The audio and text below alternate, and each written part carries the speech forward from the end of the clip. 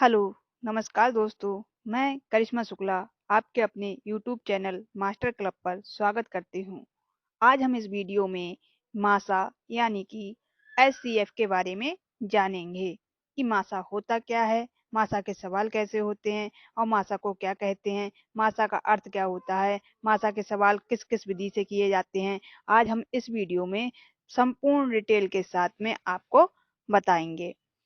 Video start करने से पहले हमारे चैनल को लाइक, सब्सक्राइब और शेयर करना ना भूलें। आइए वीडियो स्टार्ट करते हैं। जैसे कि हम सब जानते हैं लासा और मासा के सवाल। लासा वाली वीडियो हम पहले बना चुके हैं, आप उसको देख सकते हैं। हम इस वीडियो में मासा के बारे में जानेंगे। मासा जो कि शॉर्ट फॉर्म है, इसकी फुल फॉर्म क्या होती है, इसको क्या कहते हैं। मासा का पूरा अर्थ क्या होगा? महत्तम समापवर्तक।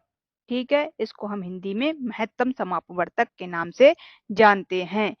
इंग्लिश में हम इस HCF शॉर्ट फॉर्म जो कि इंग्लिश में मासा की होती है।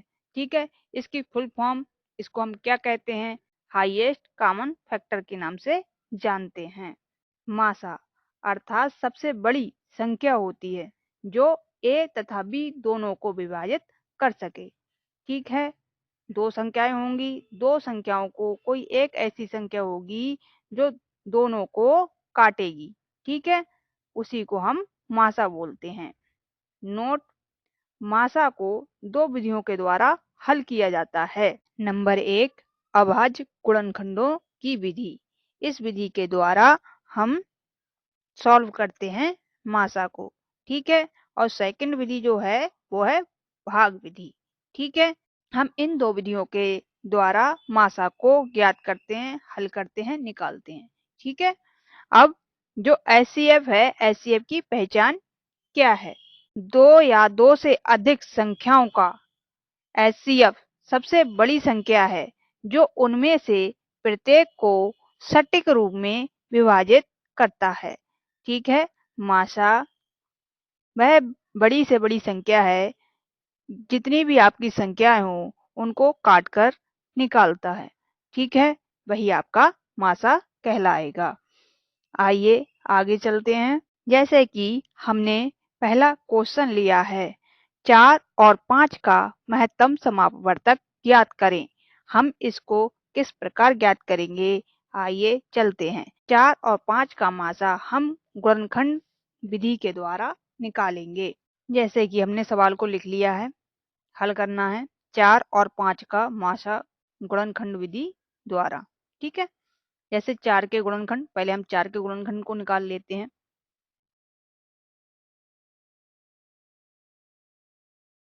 2 दूनी 4,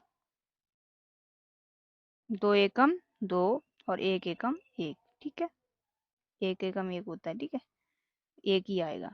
और फिर 5 का 5 एकम 5। ठीक है, ये भी 1 आया तो 1 एकम 1 कटता है। ठीक है, वो कट जाएगा। फिर हम इनके गुणनखंडों को लिख लेते हैं।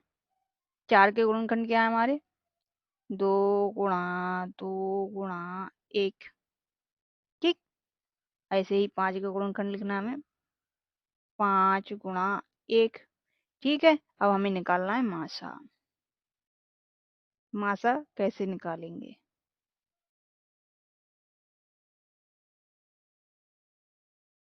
ठीक है, मासा निकालेंगे। मासा बराबर हम क्या देखते हैं इसमें कि ऊपर गुणनखंड है, नीचे गुणनखंड है, दोनों में कौन सी संख्या मैच खा रही है, कौन सा पेयर बनना है। ठीक है, जो पेयर बनेगा वही आपका मासा होगा।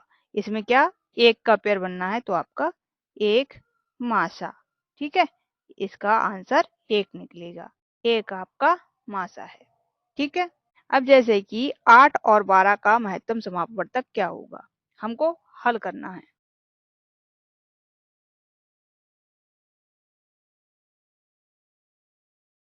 8 और 12 का महत्तम समापवर्तक।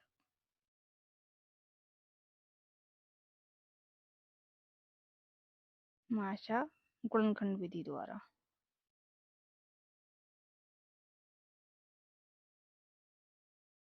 ठीक है, हम क्या करेंगे, पहले इधर लिख लेंगे 8 के गुणनखंड। ठीक है, बराबर और 12 के गुणनखंड।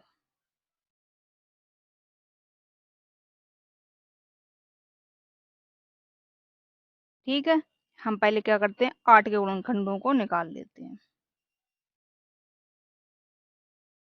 2 चौक 8, 2 दूनी 4 और 2 एकम 2। ठीक है, और एक एक से ही कटता है। ठीक है, 12, 2 छंग 12, 2 तियां 6 और 3 एकम 3। ठीक, एक एक से ही कटता है। 8 के गुणनखंड 8 के सामने लिख लेंगे और 12 के गुणनखंड 12 के सामने। तो ये क्या हो गया आपका, 2 गुणा 2 गुणा 2। ठीक है, और इसका 2 गुणा 2 गुणा 3 माशा। माशा बराबर, अब हम इसमें पेयर बना लेंगे। एक पेयर ये बन गया, दूसरा पेयर आपका ये बन गया। ठीक है, और यहाँ पे 2 है, यहाँ 3 है, ये नहीं बना है। तो हम क्या करेंगे, और अगर 1 1 करते तो आपका 1 भी आ जाता, क्योंकि जिस संख्या की गुणा 1 से करोगे वही संख्या आएगी, इसलिए नहीं लिखा है। अब हमें एक पेयर से एक 2 उतार लिए। ठीक है, ये वाला उतर गया। अब गुणा का निशान लगाएंगे, दूसरे वाले पेयर से दूसरी संख्या उतार लेंगे। ठीक, अब इसका आंसर कितना आएगा आपका, 2 दूनी 4। तो इसका कितना मासा हो गया आपका, 4। ठीक है, इस प्रकार से हम सवाल को हल करते हैं। आगे दे रहा है आपको 15, 30, 45 का महत्तम समापवर्तक निकालें। ठीक है, 15, 30, 45, ये 15, 30, 45 का महत्तम समापवर्तक निकालें। ठीक है, हमने लिखा है हल करें 15, 30, 45 का मासा गुणनखंड विधि द्वारा। ठीक है, और फिर हमने क्या किया, 15 के गुणनखंड लिखे पहले, 15 के गुणनखंड, 30 के गुणनखंड और 45 के गुणनखंड। ठीक है, हम क्या करेंगे, पहले 15 के गुणनखंड निकालेंगे, फिर 30 के गुणनखंड निकालेंगे और फिर 45 के गुणनखंड निकालेंगे। हमने निकाले हैं, जैसे कि पहले 15 है तो 15 को छोटी संख्या से काटते हैं। ठीक है, 3 पंजे 15 और 5 एकम 5 हो गया, और एक एक से ही कटता है। तो 15 के गुणनखंड क्या हो गए, 3 और 5। ऐसे ही 30 को हमने काटा है, 3 एकम 3 और 0 उतर गया, 10 हो गया। तो और 2 पंजे 10 और 5 एकम 5। ठीक, ऐसे ही हमने क्या 45 को काटा है, 3 एकम 3 और 3 पंजे 15, और फिर 3 से 15 को काटा, 3 पंजे 15 और 5 एकम 5। ठीक है, तीनों के गुणनखंड निकल आए और तीनों के गुणनखंडों को हमने वहां पर सामने लिख दिया है। ठीक है, जैसे कि 15 के गुणनखंड कितने थे, 3 गुणा 5 लिख दिए। ऐसे ही 30 के गुणनखंड क्या थे, 3 गुणा 2 गुणा 5 थे। ठीक है, लेकिन जो छोटी संख्या है उसको हम आगे लिखेंगे और फिर उससे बड़ी संख्या लिखेंगे, फिर उससे बड़ी संख्या लिखेंगे। ठीक है, तो हमने 2 गुणा 3 गुणा 5 को लिख दिया। फिर 45 के गुणनखंड 3 गुणा 5 थे, तो वो हमने इसके आगे लिख दिए। अब क्या करते हैं, हम तीनों के पेयर में मिलाएंगे कि कौन सी संख्या मैच खा रही है। ठीक है, तो पहले क्या थी कि इसमें तीनों में 3 मैच खा रहे थे, तो हमने 3 को लिख दिया है। और फिर 5 भी तीनों में थे, तो हमने 5 को लिख दिया है। अब ये गुणा में लिखे जाते हैं। ठीक है, अब जब मासा निकालते हैं तब, अब ये क्या हुआ, 3 गुणा 5 हो गया, और इनकी जब गुणा कर देंगे 3 पंजे 15, तो आपका मासा 15 निकल आएगा। इसी प्रकार हम आगे बढ़ते हैं। आगे हमें ये सवाल दिया गया है 12, 15, 18 और 21 का महत्तम समापवर्तक हल करें। तो हमें उसी प्रकार से इसको भी हल करना होगा। ठीक है,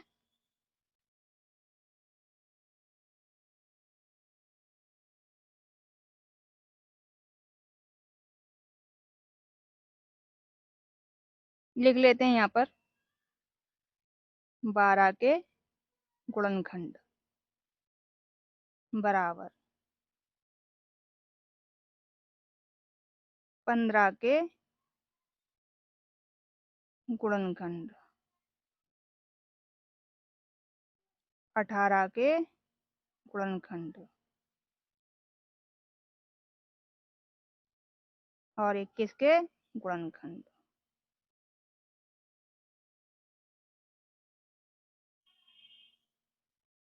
ठीक है,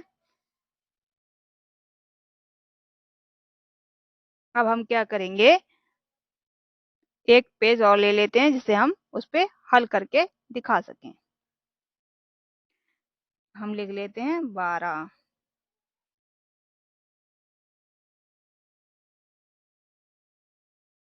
12 के गुणनखंड निकालने हैं हमको। 2 छंग 12, 2 तियां 6 और 3 एकम 3। ठीक है, ये गुणनखंड निकल आए हैं इसके।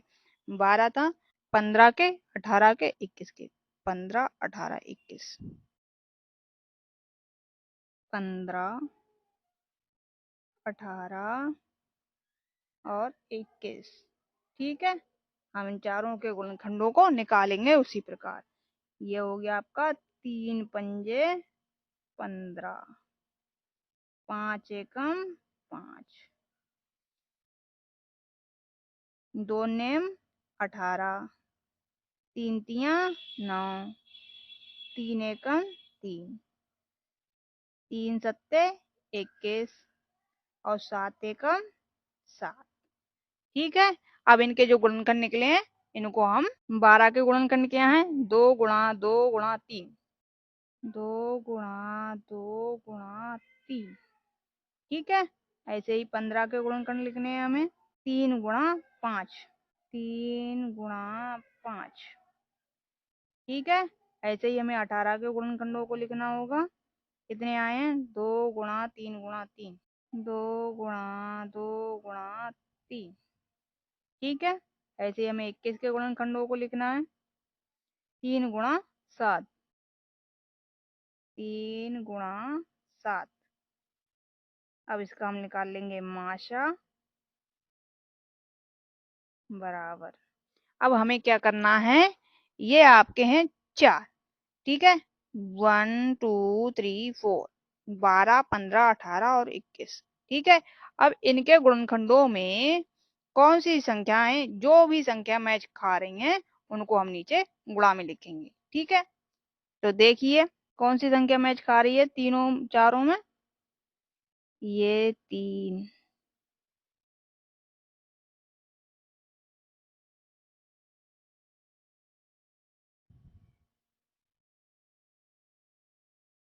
मैच खा रहे हैं। ठीक है, तो हम क्या लिखेंगे यहाँ पर 3। और संख्या जो आपकी है ऊपर 2 2 है, इसमें 2 नहीं है तो ये मासा नहीं होगा इसमें, और ये आपका 3 मासा होगा क्योंकि चारों में 3 मैच कर रहा है।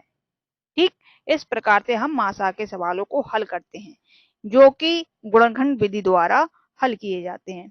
भाग विधि द्वारा हम आपको आगे वीडियो में सिखाएंगे किस तरीके से, वरना वीडियो बहुत लंबी हो जाएगी।